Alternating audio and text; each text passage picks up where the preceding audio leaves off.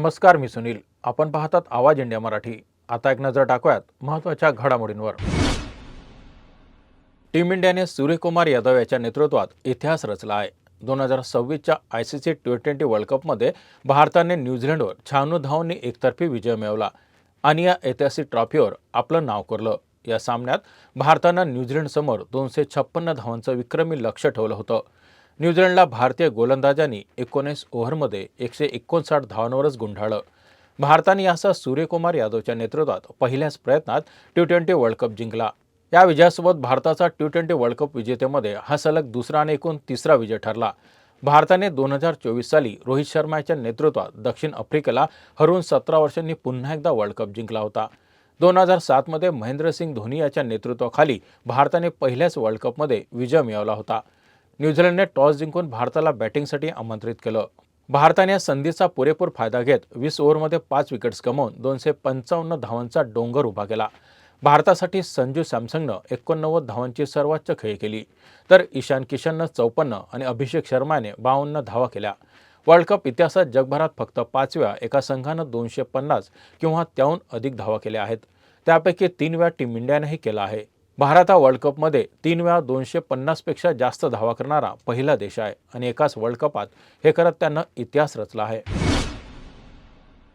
ICC T20 world कपमध्ये New Zealand विरुद्ध बुमराहने 4 wickets घेत आणि भारताला चॅम्पियन बनवण्यात महत्त्वाची भूमिका बजावली. बुमराहनं आपल्या गोलंदाजीनं भारतीय संघाच्या विजयाची खात्री केली आणि सामनावीर पुरस्कारानं त्याला गौरवण्यात आलं. बुमराहने 4 ओव्हरमध्ये 15 धावांचा मोबदला 4 विकेट्स घेतल्या.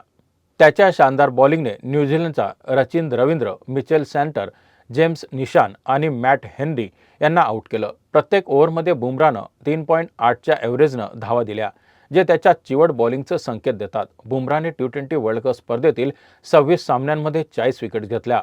तो या स्पर्धेतील सर्वाधिक विकेट्स घेणारा पहिला वेगवान गोलंदाज बनला आहे. त्याने सांगितलं, मी घरच्या मैदानावर फायनल खेळलो पण जिंकू शकलो नाही. आज मात्र मी चॅम्पियन बनलो आहे. बुमराहच्या ऐतिहासिक कामगिरीनं त्याचं स्थान क्रिकेट विश्वात आणखी मजबूत केलं आहे.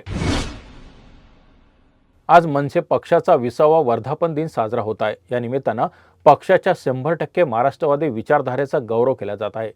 रायगड किल्ल्याच्या पवित्र परिसर, जो छत्रपती शिवाजी महाराज स्मृतीचा साक्षीदार आहे, येथे अभिवादन करून सदस्य नोंदणीची सुरुवात करण्यात येणार आहे. वर्धापन दिनाच्या निमित्तानं पक्षानं सदस्य नोंदणीचा एक मोठा कार्यक्रम आयोजित केला आहे. 10 मार्च 2026 पासून सुरू होणाऱ्या नोंदणी मोहिमेचं उद्दिष्ट आहे महाराष्ट्राच्या नवनिर्माणासाठी, भाषेच्या सन्मानासाठी आणि राज्याच्या एकात्मतेसाठी लढणाऱ्यांना एकत्र आणणं. ही सदस्य नोंदणी केवळ महाराष्ट्र सैनिकांसाठी मर्यादित नसून महाराष्ट्रातील प्रत्येक नागरिकांसाठी खुली असणार आहे. रत्नागिरी जिल्ह्यातील राजकारणात सध्या मोठ्या घडामोडी घडत आहेत, ज्यामुळे एकनाथ शिंदे यांच्या नेतृत्वाखालील शिवसेनेनं आपलं वर्चस्व पुन्हा एकदा सिद्ध केलं आहे. जिल्ह्यातील 9 पंचायत समितींच्या सभापती आणि उपसभापती पदांसाठी नुकतीच निवडणूक पार पडली आणि शिवसेनेनं 8 जागांवर विजय मिळवून आपली ताकद दाखवली. निवडणुकीपूर्वी संगमेश्वर आणि चिपळूण येथील दोन्ही जागांवर महायुतीतील पक्षांमध्ये रस्सीखेच पाहायला मिळाली.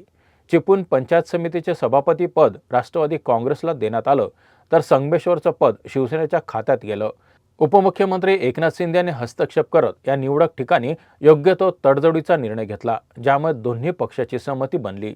निवडणुकीत महिलांना महत्त्वाचं पद दिल्यानं शिवसेनेनं एक महत्त्वाचा संदेश दिला आहे. लांजा, राजापूर, देवरुख, खेड आणि मंडणगड या महत्त्वाच्या तालुक्यांमध्ये महिलांना सभापतीपद दिलं आहे. विशेषतः खेड तालुक्यात आफिया पालेकर यांची निवड करून शिवसेनेनं सर्वसमावेशकतेला प्रोत्साहन दिलं आहे. शिवसेनेनं जिल्हा परिषद निवडणुकीतील यशानंतर पंचायत समित्यांवरही आपला ठसा उमटवला आहे आणि कोकणातील आपल्या गडाची मजबूती पुन्हा एकदा दाखवली आहे. केंद्रीय सामाजिक न्यायमंत्री रामदास आठवले यांनी धुळ्यात आयोजित डॉक्टर बाबासाहेब आंबेडकर विक्की महाविद्यालयाच्या सुवर्ण महोत्सव कार्यक्रमात एक महत्त्वाचं वक्तव्य केलं. ते म्हणाले, जय भीम असल्यामुळेच मोदींनी मला राज्यसभेवर पाठवलं. लोकसभा निवडणुकीदरम्यान विरोधकांनी संविधान बदलण्याचा प्रचार केला होता. संविधान कुणीही बदलू शकत नाही, असं आठवले यांनी म्हटलं आहे. डॉक्टर बाबासाहेब आंबेडकर यांच्या विचारधारेचं महत्त्व आणि संविधानाच्या पावित्र्यावर आधारित असलेल्या विश्वासावर त्यांनी जोर दिला. त्यांनी आपलं कार्य महाराष्ट्रातील वस्त्यांमध्ये केलं असून त्यामुळे समाजाच्या विविध गटांचा पाठिंबा मिळाला, असं त्यांनी सांगितलं. याशिवाय त्यांनी समाजाच्या एकतेचा आणि संविधानाच्या मूल्याचा आदर करण्याचं महत्त्व पटवून दिलं.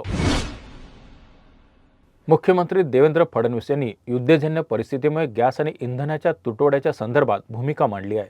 त्यांचं म्हणणं आहे की अमेरिका, इस्रायल आणि इराणमधील युद्धामुळे जागतिक पातळीवर इंधनाची आणि गॅसची तुटवड्याची परिस्थिती निर्माण झाली आहे, ज्याचा फटका भारतालाही बसत आहे. देशात सध्या LPG गॅसचा तुटवडा जाणवत आहे आणि याचा सर्वात मोठा परिणाम हॉटेल उद्योगावर झाला आहे, कारण कमर्शियल LPG गॅसचे दर अचानक 150 ते 200 रुपयांनी वाढले आहेत. त्यामुळे हॉटेल व्यवसायांना मोठ्या समस्यांचा सामना करावा लागला आहे. घरगुती गॅस सिलेंडरच्या दरात 60 रुपयांची वाढ झाली असून यामुळे सामान्य लोकांचं जीवन कष्टमय झालं आहे. मुख्यमंत्री देवेंद्र फडणवीस यांनी या संदर्भात सांगितलं की भारत सरकारने या संदर्भात स्पष्टपणे सांगितलं की गॅस आणि इंधनाचा कुठलाही तुटवडा होणार नाही. त्यांनी मोदी सरकारच्या नेतृत्वाखाली भारत सरकार सक्षमपणे या परिस्थितीला तोंड देण्यासाठी तयार असल्याचं त्यांनी सांगितलं. इराण आणि अमेरिका यांच्यातील युद्धाला 10 दिवस पूर्ण झाल्यानंतर देखील थांबण्याचे संकेत दिसत नाहीत. इराणने अमेरिका आणि इस्रायलच्या विरोधात जोरदार हल्ले सुरू ठेवले आहेत, ज्यामुळे आखाती देशांसोबतही संघर्ष वाढला आहे. इराणने या युद्धातील पुढील टप्प्यावर अत्याधुनिक मिसाईल हल्ले तसेच तेल साठ्यांवर हल्ले केले आहेत. अशा परिस्थितीत ट्रम्प यांनी स्पष्टपणे इराणच्या सर्वोच्च नेत्यासोबत आपलं मत व्यक्त केलं आहे, ज्यामुळे इराणच्या नेतृत्वाला मोठा धक्का बसला आहे. यासोबतच अमेरिकेनं इराणच्या युरेनियम साठ्यावर लक्ष केंद्रित करण्याची योजना तयार केली आहे आणि त्यासाठी अमेरिकेनं सैन्यक्रिया सुरू करण्याची तयारी दर्शवली आहे. ट्रम्प यांनी 450 किलो युरेनियम जप्त करण्याच्या इराणविरोधी निर्णयाचा इशारा दिला आहे.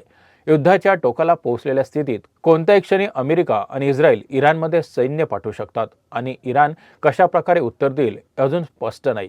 या परिस्थितीने मध्यपूर्वेत अस्थिरता आणली आहे आणि युद्धाच्या परिणामामुळे अनेक देश प्रभावित होऊ शकतात. या बातमीपत्रात इथेच थांबत आहोत. पाहत राहा आवाज इंडिया मराठी.